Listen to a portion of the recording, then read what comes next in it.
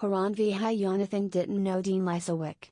But when he heard the slain 47-year-old's body would be left unclaimed in a local coroner's office, he couldn't let it stay there. He'd pick up the remains himself and ensure they were put to rest. Mr. Lisowick, a man who struggled through his life with a crack cocaine addiction, transience and violent outbursts toward some of his relatives, fell off the radar more than a year ago. In January, police listed his name among the grim ranks of 8 men allegedly slain by 67-year-old Bruce McArthur. But, as with the 7 other men, a funeral for Mr. Lisowick would have to wait. For most of 2018, police searched for remains, pathologists and coroners examined and identified them, and lawyers from both the Crown and defense teams probed for information they'll need for trial. Finally, this fall, all the requisite sign-offs came together and the bodies were released to the families. So began the chapter of funerals, at last, of burials, cremations and some degree of closure, for those who knew Andrew Kinsman, Salim Hassan, Krishna Kumar Kanagaratnam, Suraj Mahmoodi, Abdul Basir Faizi, Majid Kaihan, and Skandaraj Navaratnam. Mr. Lisowick's remains, however, went unclaimed from the coroner's office.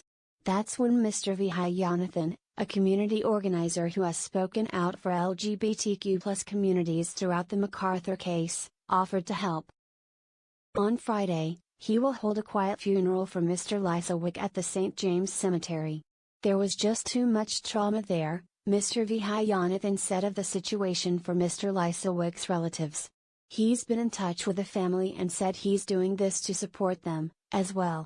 Coming to terms with the men's deaths, for all the families, is a painful task. I can't even imagine putting myself into their shoes, lead investigator Detective Sergeant Ankit Singh said during a recent phone call. Some families were receiving dismembered remains, others, skeletons. It's certainly tough enough to deal with when you have a loved one or a family member that's been killed, let alone killed in the way that we're alleging has happened. But then, to receive those remains back in the state that they're going to be in? On a Saturday in mid-October, around 40 of Mr. Mahmoodi's loved ones squeezed into his old home, to mourn, pray and share a meal, prepared by his widow, Farina Marzook. Ms. Marzook, who came to Canada from Sri Lanka, assembled kebabs, curries and sweets from Mr. Mahmoodi's native Iran. A collection of friends and family said prayers together for Mr. Mahmoodi, as Ms. Marzook does each day. Her late husband's remains were buried 5 days earlier, more than 3 years after he disappeared. Flowers now fill the apartment and she keeps a photograph of Mr. Mahmoodi on display in the bedroom that now belongs to her alone. Every day, Ms. Marzook said, I see him. Mr. Essen's funeral also took place in mid-October. The family bypassed tradition, in favor of a ceremony they thought reflected Mr. Essen's life.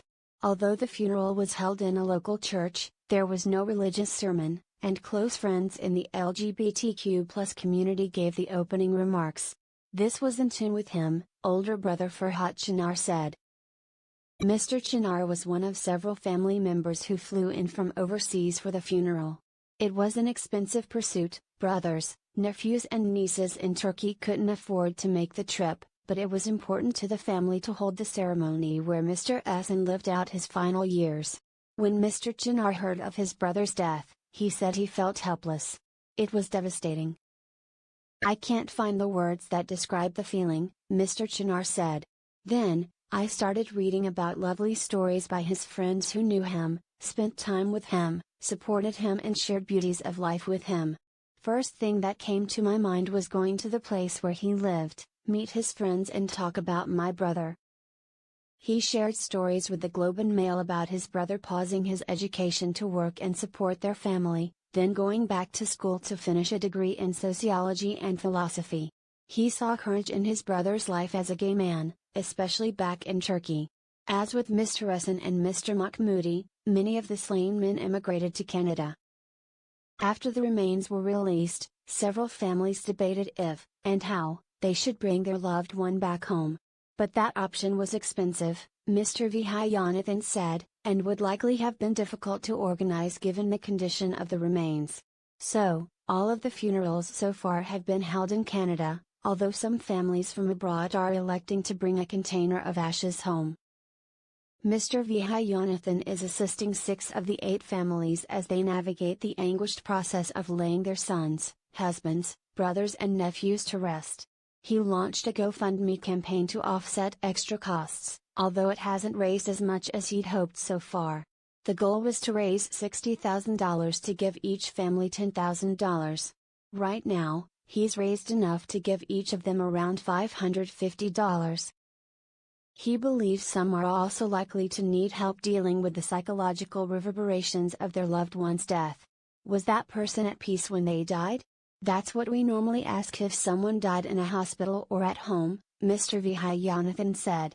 But those are the kinds of questions these families don't have answers to. Was he aware, was he awake when this happened? It's heartbreaking and wrenching to listen to them ask me that question, and I have no answer.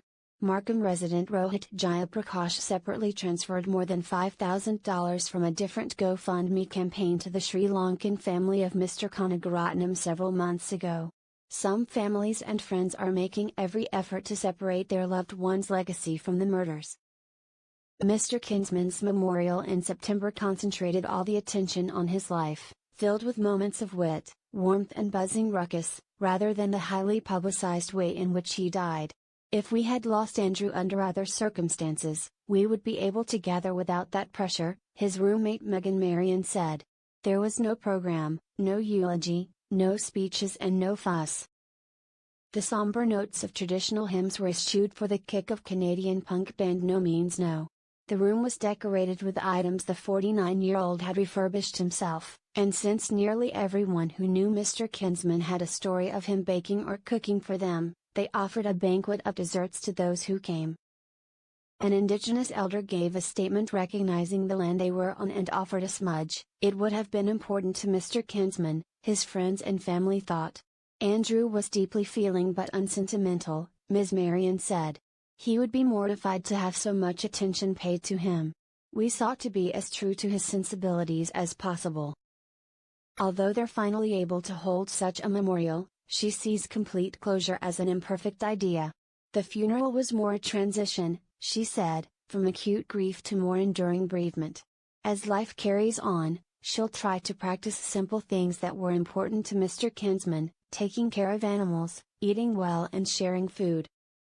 And soon, a plaque will be installed on a city bench in Allen Gardens in Toronto, borrowing a line from a recent book by Mark Winston and Renee Sarajini Saklikar on the subject of honeybees. Apt, Ms. Marion said, because Mr. Kinsman's friends like to think of him as something of a community pollinator. In gratitude for Andrew Kinsman, the inscription will read, and the wonder of being part of something more than just our isolated selves.